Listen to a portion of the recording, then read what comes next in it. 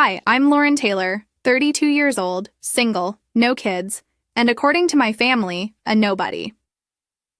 It was a crisp October evening in Seattle when my mother called. Her voice was all honey and promises, like she was selling a timeshare. Just a family dinner, sweetheart, she said. A little celebration at the Elliott Bay Club. You'll come, won't you? I knew better. Family dinners were never just dinners, they were stages. Spotlights for my older sister, Kristen Harper, to dazzle and for me to fade. But I said yes. Maybe because I was tired of saying no. Maybe because I still hoped, against all evidence, for a seat at the table that wasn't borrowed. I spent an hour getting ready. Black dress, fitted but not flashy. Low heels. A silver necklace I'd bought myself after closing my first deal. I checked my reflection twice, smoothed my hair, and drove downtown. The Elliott Bay Club was all glass and elegance, perched on the waterfront with views of Puget Sound. I handed my keys to the valet, ignoring the way he glanced at my 5-year-old Subaru like it didn't belong. Inside, the air smelled of rosemary and money. Chandeliers glittered. Waitstaff glided like they'd been choreographed. I gave my name at the host stand. The woman smiled tightly, checked her tablet, and led me through the main dining room. Past tables draped in white linen, past centerpieces of orchids and candles, past my family already seated, laughing, clinking glasses. She stopped at a small table in the corner, tucked near the hallway to the restrooms. A single chair, a single place setting. A paper napkin with Lauren scrawled in blue ink. No embossed place card like the others, no wine glass, just a water goblet, already sweating. Is this right? I asked, my voice steady despite the heat creeping up my neck. Oh, yes, she said, her smile practiced. Mrs. Harper confirmed. Mrs. Harper. My mother. I sat, adjusted my dress, pretended to study the menu. Across the room, Kristen sparkled. Blonde hair swept into an updo. Navy blazer tailored to perfection. Teeth so white they could signal ships. She waved at someone near the bar, caught my eye for a millisecond, then turned away. Like I was a stranger, like she hadn't seen me. But she had. The room filled. Aunts, uncles, cousins, family friends. The air buzzed with their polished stories. Hedge funds, lakefront condos, Ivy League acceptances. My cousin Megan, in a silk dress that screamed quiet wealth, leaned toward Uncle Robert. We just closed on a vineyard in Walla Walla, she said. He nodded, impressed. I sipped my water. Kept my hands folded, made myself small. The server brought bread. I reached for a slice, and Kristen's voice cut through the hum. Oh, we're still waiting on Lauren, she said to Uncle Robert, loud enough for the table to hear. She's probably circling for free parking. He chuckled. A low, careless sound, the kind that didn't need to be cruel to cut. That was Kristen's gift. She could wound with a smile, draw blood without leaving a mark. I didn't flinch, didn't look up, just tore the bread into smaller pieces, kept breathing. Appetizers arrived, crab cakes, prosciutto-wrapped figs, something with truffle oil. I barely touched them. Megan leaned over, her diamond studs catching the light. You working these days, Lauren? I nodded. Yeah. What do you do again? Her fork hovered, like my answer wasn't worth pausing her bite for. Property development, I said, keeping my tone neutral. Oh. She blinked. So, like, leasing apartments or something? Kristen, 3 chairs away, always listening, chimed in. She's being modest. Lauren shows the cutest little studios, perfect for broke grad students. Laughter rippled, soft but sharp. My hands stayed folded. My face stayed calm. Dinner came. Grilled salmon, herb-crusted lamb. Conversations swirled around me. Market trends, private schools, a cousin's new boat. I was invisible, a ghost at my own family's table. Then the dessert menu arrived. Kristen leaned forward, waved it away from our side of the table, and said to the server, loud enough for everyone to hear, "We'll skip dessert over here. Budget season, right, sis?" The table erupted. Uncle Robert barked a laugh. Aunt Linda shook her head, lips pursed in that pitying way. Even Mom smiled. Small, embarrassed, but there. I stared at the untouched creme brulee across the room. My fork felt like a brick in my hand. My eyes burned, but I wouldn't let them win. Not here. Not now. "I'm good," I told the server when she circled back. "I've had enough." I wasn't talking about dessert. As they launched into a toast about Kristen's latest charity gala, I let my gaze drift. Candlelight glinted off her diamond earrings. She was a woman who had everything she wanted and nothing she didn't take. I thought about high school. Kristen's sweet 16, her in a custom gown, me in a borrowed dress that pinched at the waist. Her voice clear as yesterday. Lauren's just modest, or broke. The laughter then, too. But I wasn't 16 anymore, and I wasn't broke. They didn't know that. Not yet. I pushed back my chair. The scrape was soft, deliberate. "I'll see you all soon," I murmured. No one looked up. Outside, the wind off the sound was sharp. I walked to my car without checking my reflection. No one follows a woman like me out of a room like that. Not when they've decided she doesn't belong. But I wasn't chasing their table anymore. I was building my own. Act 2. Betrayal. I didn't drive home, not right away.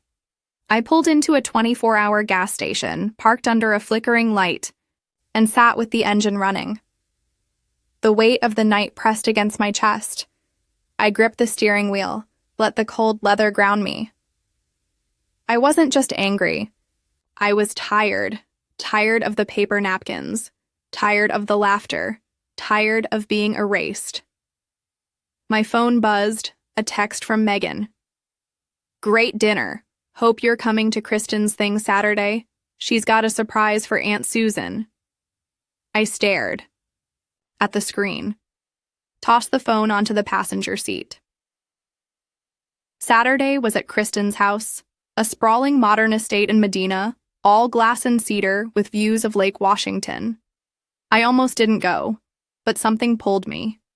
Not hope, not duty, curiosity maybe, or the need to see how far they'd go. I showed up in a simple sweater and slacks. No dress this time. No necklace. Just me.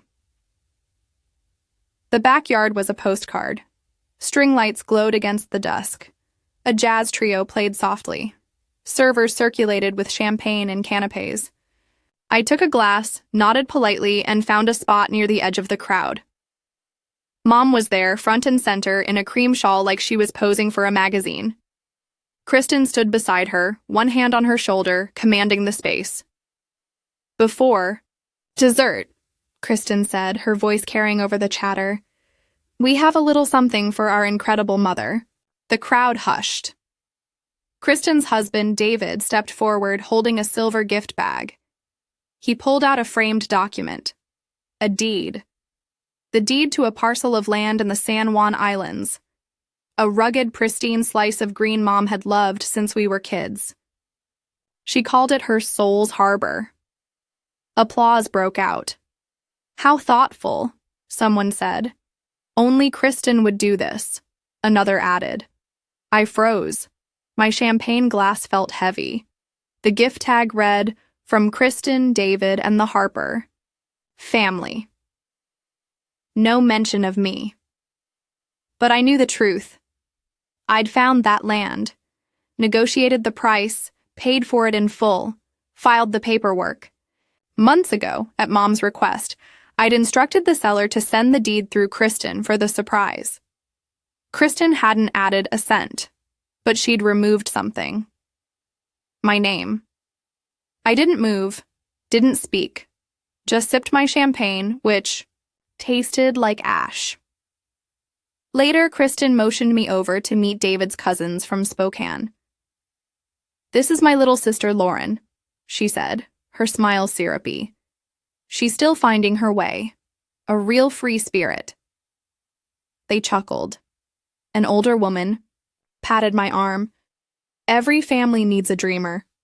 I nodded. "Sure does." The laughter faded. No one asked what I did. No one asked anything. Conversations swirled.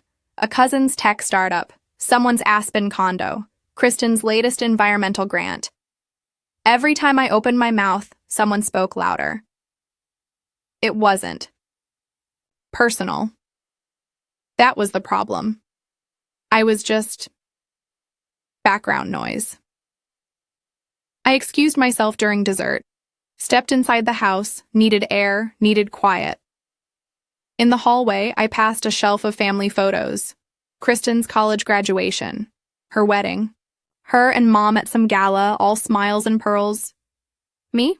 2 photos, one as a kid on a bike, one blurry, in the background of a Christmas dinner a decade ago, a ghost in my own family. I didn't cry, didn't rage, just stood there, staring at the frames. Back home, I kicked off my shoes, sat at my dining table, unlocked the drawer, where I kept my files. I pulled out a manila folder labeled San Juan Transfer. My signature was sharp. The payment receipt was stapled neatly. My initials in the corner. My name was there when it mattered, I whispered. They just didn't want it seen. I turned on my lamp, opened my laptop, scanned every document into a folder labeled Proof. This wasn't about revenge, not yet. It was about keeping the truth alive. Because stories, told often enough, become fact, and I wasn't letting them rewrite mine. The next morning, I stood at my kitchen counter, stirring oatmeal. The folder lay open, highlighted lines, marked pages, a story no one knew but everyone had profited from. I pulled an old shoebox from the closet. Inside were photos, notes, and a folded piece of paper. My college graduation speech. I'd been chosen to speak. A rare honor. My professors were thrilled. I was proud. But I never gave it. The week before, Kristen announced her engagement. Mom called. "You're going to talk about your dreams, and I'm proud, baby, but this is Kristen's moment. Don't steal her light." I didn't fight. I told the dean I was sick. Sat in the audience in a gray dress while someone else droned about campus memories. The oatmeal was cold now. I dropped the spoon in the sink, opened a document labeled San Juan Timeline. Monday, scouted property. Wednesday, contacted broker, negotiated price. Next week, wired full payment, gifted through Kristen per Mom's request. Each line was a fact. Each fact loosened the knot in my chest. My phone rang. Mom. "Hey, sweet pea," she chirped. "Kristen said you were at the dinner. I'm so glad." I said nothing. "She's getting buzz for that San Juan gift. Isn't it amazing? For my birthday, no less." I could hear her earrings jingle. Her voice was warm, never harsh. That's what made it so effective. "You know how Kristen gets," she added. "Don't stir things. You're stronger. She didn't mean to forget your name. Let her have this." My fingers tightened around the phone. "She erased me, Mom. That wasn't an accident." A sigh. "You girls are so different. This is her path, her light. Don't make it about you." She didn't say it cruelly. That was the worst part. After we hung up, I sat by the window, watched the lights slant across the floor, remembered other calls like that.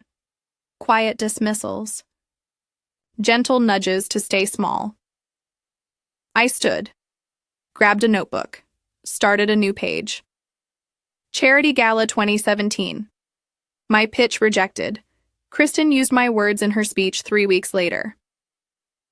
Small Business Grant, 2018. My proposal sent to Mom.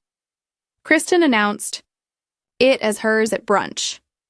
I didn't need to shout. I needed to write. In the silence, I heard my own voice. Steady, clear, mine. Act 3. Revenge, Justice. 2 days later, I showed up at the Cascade Gallery. No RSVP, didn't need one. Years. Ago, I'd secured the funding for that building. Quietly. No plaque. No speech, the architect knew. The city knew. But my name never made the donor wall. I parked 2 blocks away. Walked under a gray Seattle sky. Stepped inside like I belonged. Because I did. No flashy outfit.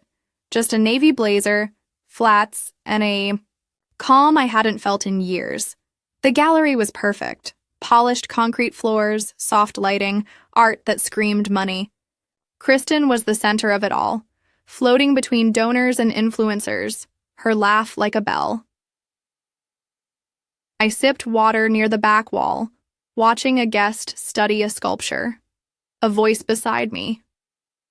"You're Lauren, right?" I turned. An older man, maybe 70, crisp suit, eyes like he'd seen every deal in the book. His name tag read Walter Evans. "I thought so," he said. "You're the one who backed the Fremont Lofts, that mixed-use project on 34th? I blinked. "Excuse me?" He chuckled. "Kristen talks like it's hers, but I checked the records. Your signatures on every document. Quiet money, but real. Smart play. That block's value will double by 2027. He clinked his glass against mine. Moved on. I stood still. My pulse thrummed. Someone had seen me, without me begging, without me screaming.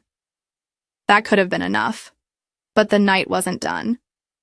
Near the bar, a woman in a velvet jacket turned to me. "So what do you do, Lauren? You're always around, but not really in it." She wasn't cruel, just parroting what she'd heard. I smiled. "I'm in property development."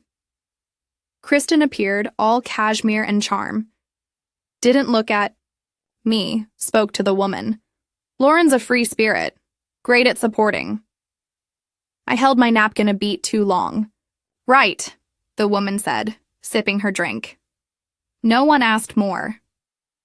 Later, as guests drifted to valet, I slipped out the side door, circled the building, didn't want to be seen leaving with Kristen. I wasn't her shadow. At home, I turned on my desk lamp, opened my laptop, logged into my private server. Northwest Ventures. My system. Built from scratch. No one's help. No one's knowledge. I ran audits, tracked property trails. Just like Walter said, Kristen's charities were shells, legally hers, funded by me. Silent investments, strategic deals. She was the face. I was the risk. I printed 10 pages, laid them out. Fremont Lofts, Capitol Hill Green, Ballard Commons. Each had my name. Initial funding, Lauren Taylor. She'd taken the credit, left me the liability. I didn't cry, didn't scream, just filed the pages in a binder labeled Truth. Let them talk. They didn't know the storm was coming. My phone buzzed. Kristen. Don't get dramatic. Tonight wasn't about you. Don't repeat history. No greeting, no punctuation. I remembered the last time she'd said that, a family barbecue years ago. I'd brought a date. Kristen pulled me aside. Don't make this a thing. Don't get dramatic. I'd laughed it off then. Now, I typed back. You're right. Tonight wasn't about me. The next one will be. I didn't wait for a reply. The next week, I got a call. Walter Evans. Lauren, I'm hosting a developers summit. Small group, real players. I want you there. I hesitated. Why me? Your work speaks. Fremont, Ballard. You're not loud, but you're solid. Be there. I said yes. The summit was in a sleek conference room downtown.